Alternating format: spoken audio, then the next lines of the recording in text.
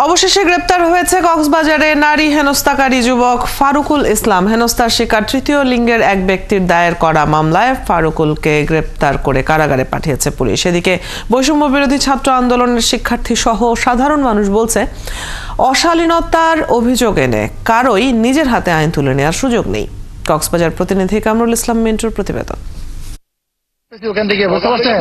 কক্সবাজার সমুদ্র সৈকতের 3টি ছবিতে তোলপাড় সোশ্যাল মিডিয়া। একটি ছবিতে দেখা যায় এক নারীকে মারধর ও কান ধরে উঠবোস করাচ্ছে এক যুবক। অপর ছবিতে পুলিশের কাছে আর কখনো কক্সবাজার না আসার প্রতিজ্ঞা করছে তৃতীয় লিঙ্গের একজন। তৃতীয় ছবিতে সৈকতের কিটকোটে বসে থাকা এক নারীকে হেনস্থা করার দৃশ্য। আর 3 ছবিতে হেনস্থাকারী যুবক ফারুকুল ইসলাম।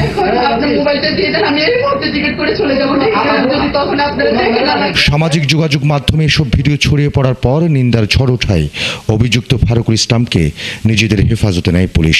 আমি একা আমার ফ্রেন্ড দাঁড়িয়ে আড্ডা দিচ্ছিলাম বিচে। সো সে তো একজন ট্যুরিস্টকে এইভাবে হয়রানি করতে পারে না, তাহলে তো আপনাদের ট্যুরিস্টের বদনাম হয়ে যাবে, এখানে কেউ আসবে না। কিছু না বলে মারধর করছে, আমার ফোন নিয়ে ফেলছে, প্রথম নিয়ে ফেলছে ফোন মারধর করছে।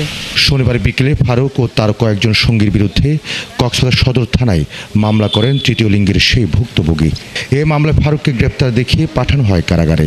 আসলে ভিডিও করার বিষয়টা পুলিশ জানেই না প্রথমে, যে এখানে যে কান ধরে উঠবোস করেছে একটা লোককে বা একটা মহিলাকে, যেটাকে আমরা হিসাবে থার্ড জেন্ডার হিসেবে বলছি, তো আর কেউ নিজের হাতে উড়ে নিতে পারে না। পুলিশ যদি থাকতো অবশ্যই এটা পারতো না। বৈষম্য বিরোধী ছাত্র আন্দোলনের শিক্ষার্থীরা বলছেন, অশালীনতার অভিযোগ এনে কারোরই আইন নিজের হাতে তুলে নেওয়ার সুযোগ নেই। যেহেতু দেশের আইন কানুন আছে, পুলিশ প্রশাসন আছে, আমরা কখনো আইন তুলে নিতে পারি না। এদিকে ফারুক ইসলামী ছাত্র শিবিরের সাথে যুক্ত বলে প্রচার হলেও সংগঠনটির অফিসিয়াল ফেসবুক পেজ থেকে জানানো হয়েছে, নারী হেনস্থাকারী ফারুক তাদের কেউই নয়।